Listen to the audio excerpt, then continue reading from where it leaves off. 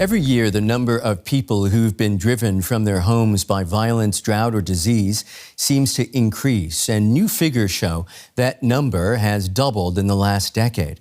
That's one of the conclusions of a report from the Norwegian Refugee Council.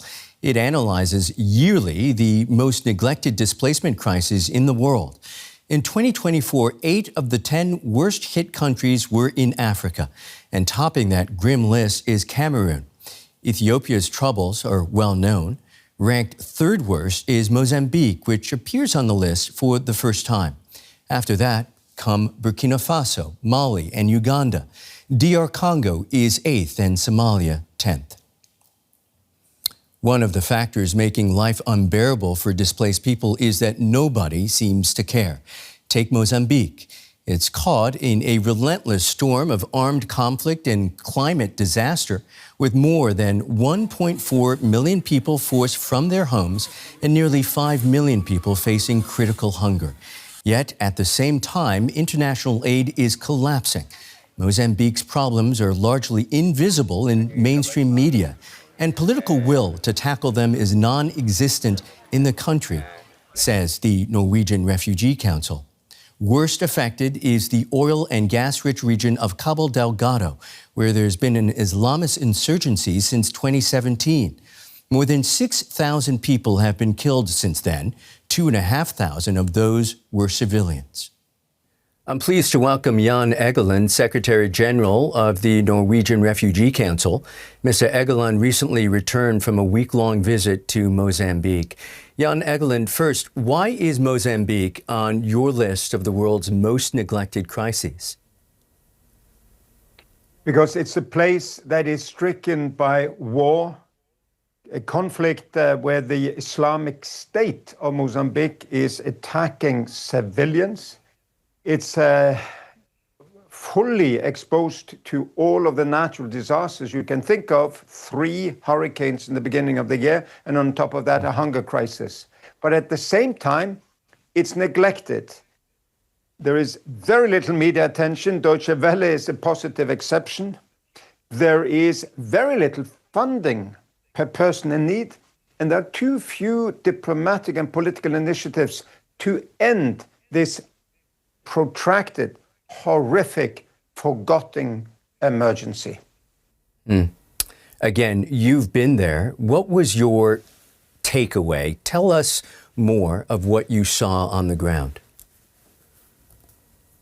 What I saw on the ground was massive displacement of people fleeing violence.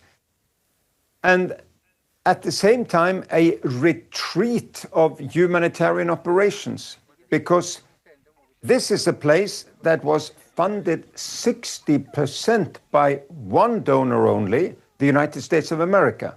And that funding was turned off overnight in January and February.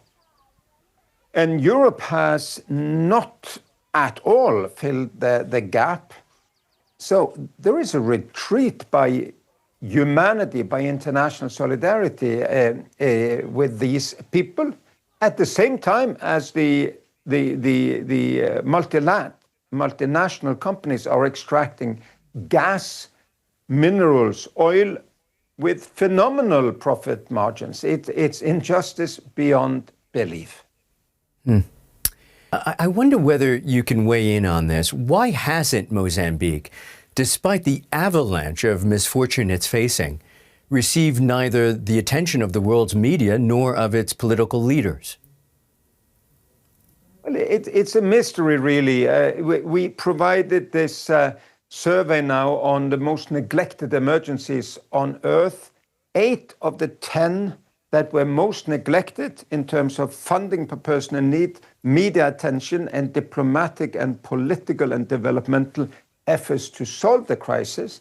8 of these emergencies were in Africa.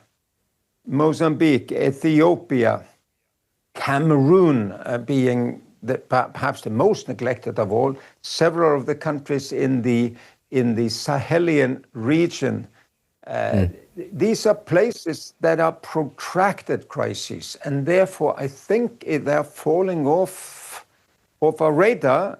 We seem to be only interested in Trump in the Middle East, in Ukraine, but there are major emergencies in Africa, and if they're not solved, it will come back to haunt us. A world that is more destabilized, with more migration, with more epidemic disease, and it's bad for the country, for the people, for the region, for the world.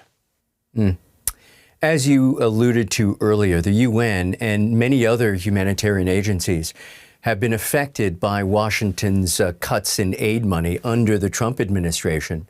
What direct impact, in very real practical terms, will these cuts have on a place like Mozambique moving forward? Well, it's so abrupt that it basically means that clinics that were tending to many patients with wounds and horrific diseases every single day have closed down. No offer anymore. I told you about water hoses and towers not being refilled, no sanitation, no new shelter for people that are homeless and have had to flee. No more education, which also leads to no more employment. These are the direct consequences of such aid cuts. And I urge really Germany, European Union, the European economies to try to step up now to meet this void created by the biggest donor on earth cutting aid so dramatically and so abruptly.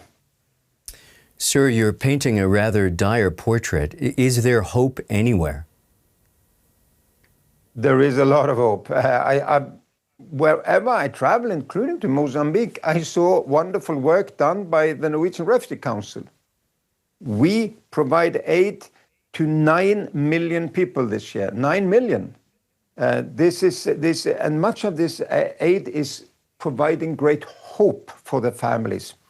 Education, a new civil documentation, so they finally have identity cards.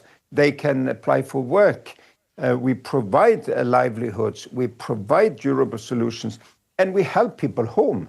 There is a lot of hope and a lot of potential, but we cannot do it empty-handed.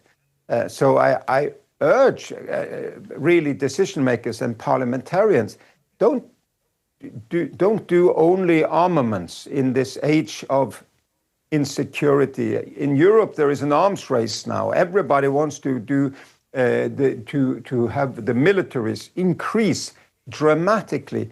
Don't forget the people here. I mean, if we don't have help for people, why would we need phenomenal militaries?